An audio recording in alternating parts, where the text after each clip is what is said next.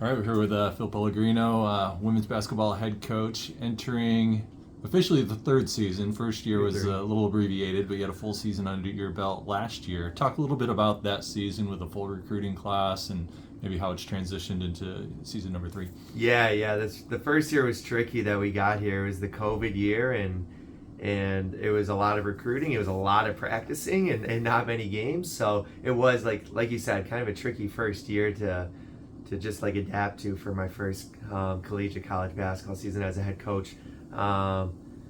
Recruited a lot. We got a good class in, which led to last year where I thought our energy, effort, and tenaciousness was really positive, which was probably the biggest positive of last year was learning the culture, learning what it took for all these younger kids to be college basketball players for the first time.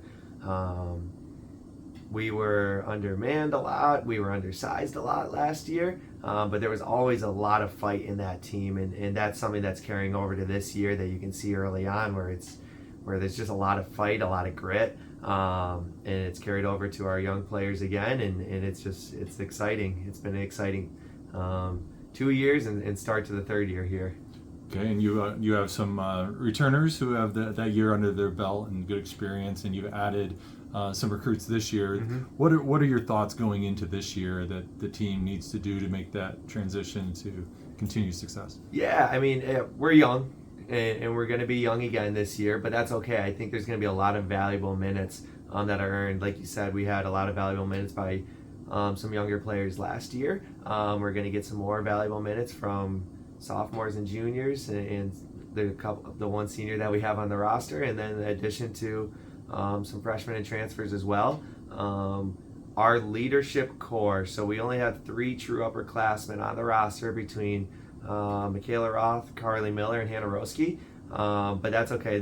Just having that small number, they do an awesome job between the 3 of them on showing what it takes to be a college basketball player. So we're a younger team age-wise, but because of those 3, their leadership style with everything that they do, I think we're in good hands as far as for them showing what it takes to be a college basketball player. So the valuable minutes last year that they got in the COVID year for the few games that they were able to play in, they're able to show what it really takes to win at this level.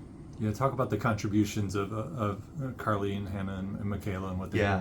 Yeah, I'm going to start with Carly. Carly's progressed in the off season again. She took a huge stride between freshman and sophomore year. I think she's going to take another even bigger stride this year.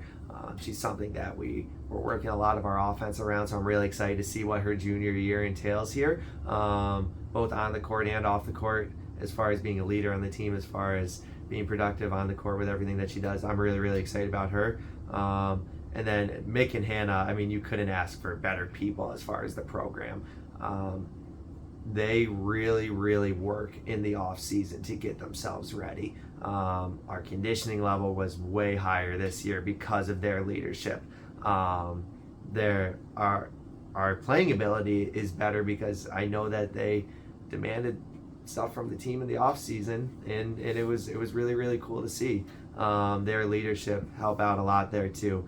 They can both shoot the ball, they can both score the ball too. I think we're going to be pretty dynamic defensive team because of their leadership and the new contributions as well because of those 2 and everything. So I'm excited. That leadership core that's coming back is good for us. Really good. And some of those freshmen from last year, you guys shot a lot. They're smaller guards, but very tenacious. What's your plans for them this year? Yeah, I think everybody on our team, and this is very different than a lot of college teams, everybody on our team at some point this year is going to help us. And that sounds weird to say, but like from our best player on the roster, whoever you want to say that is on a certain day, to our number 14 on the roster, or whatever it's going to be, people are going to help us this year. And there's going to be times where the last person on the bench is going to come out and they're going to help us in certain games this year. So like top to bottom, this is probably the strongest roster that I've coached so far, which is exciting. Yes, we have a lot of young pieces, but it's going to be really valuable. So like anybody could help us on any given day, and I think that's the most exciting part about this roster. Who are some of those key new faces you think they're going to step in? You have some players that have a different style than the recruits you had last year that offer you some different dynamics, both down low and maybe athletically. And we were run and gun last year, right? Like we kind of lived and died by the three, which it was fun to watch. And a lot of fans came up and said like it was an exciting style of basketball.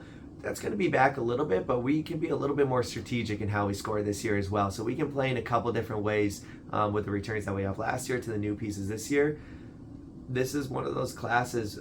We have 4 freshmen and 2 transfers. One unfortunately suffered a year-ending injury early on, and we're thankful that she's going to be back the next year. But of the 5 newcomers now, they're all going to help us at some point this year, which is exciting. I think they all bring something different. We have low post players, we have true point guards, we have shooters, we have slashers, we kind of have it all. We have like people that can do everything in the class. So like the exciting part about the newcomers on our team, nobody is similar to the other one, which is I think what we needed as a roster as well, that it's a little bit more spread out on what we're going to be able to do as a team. What are the biggest strengths of this team? You might have already touched on it, but yeah, I think our cohesiveness is definitely our biggest strength. You could tell right off the bat from the very first practice that this team loves each other. I think our biggest strength is that they're fighting for each other and fighting for a higher purpose, as opposed to just going out there and rolling the ball out. Our offense this year is going to be a lot different. It's going to be a lot more movement, and it's going to be a very equal opportunity offense. It's not just going to be one person dominating the ball, which is exciting for us too. You have to love each other and have to be willing to fight for the person standing next to you in that kind of an offense. And I think that's our biggest strength, is just our cohesiveness and how willing they are to. They don't want to win for themselves. They don't want to just be out there for themselves. They want to be out there for the people that are on the team, which is like a really cool thing to say as a coach, because I know not all programs work that way. So being at a school like Houghton, it really helps in that too, with the cohesiveness and the smaller culture that we have here, because they not only get along on the court, they get along off the court as well, and they hang out with each other and go to dinner with each other and they live together, and it's just one of the more healthy environments that I've ever seen at the college basketball level, which I'm really thankful for, and it makes my job as a coach a lot easier as well, that I don't have to teach that part of it. I can just go in and start teaching basketball. In the basketball things, what are those areas that they still are developing and will take some strides? Yeah, I think early on, I'm not huge into throwing turnovers. I want our players to be free and go out there and try to make some plays. I think we need to limit our turnovers a little bit more from what I'm seeing in practice. I think we are a young group with a really high IQ, but with a young group, there's going to be growing pains in there as well. So we need to make sure that we're taking care of the ball and we're getting the ball to spots that we're most comfortable with, whether it's on the low block, on the three-point line, whatever it is. So I know we're going to get there. We have a lot of high IQ ball handlers. We have a lot of guards that can dribble the ball really well. Every young group, you just need to see them come together more. So I don't know if we have like a biggest weakness, but if you had to label it, I think it's just going to be the minutes that we don't have right now that teams in our conference will have. Multiple teams returning 5th-year seniors, 6th-year grad players, COVID year people. Like, we have a really old league, and we're going to be probably the youngest team in our league to roll out there. But by that time, I really do think we will be ready, just because of how high IQ our players are. What are some of those early non-conference games that are going to help you prepare for that E8 competition? Yeah, I mean, we play a bunch of tough non-conference games. So we start off with SUNY Delhi. It's going to be we were able to beat them at home last year. They brought in a ton of new freshmen, transfers, everything like that. So we need to be ready to go on November 8th, that day. That's not going to be an easy game for us. So we need to be ready to go right away.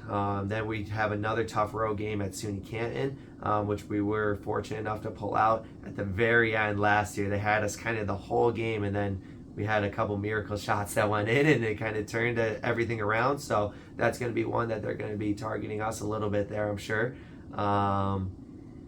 And then we go a couple home games, so make sure you're coming out for those. But we have a stretch of 4 home games in a row that we're excited to keep going. And this is our first year that we actually play Empire 8 conference games in the first semester. So we have young players, but they have to be ready to go early on. Normally we have that whole first semester to keep practicing, and then we're right into it after winter break. This year we have Madai and Alfred early on, which we need to come ready for because it's at their place as well. So road games are always tough, no matter if it's conference game, non-conference game. Traveling is just a different animal at the college level. Perfect. Thanks, Coach. Good luck this season. Yeah.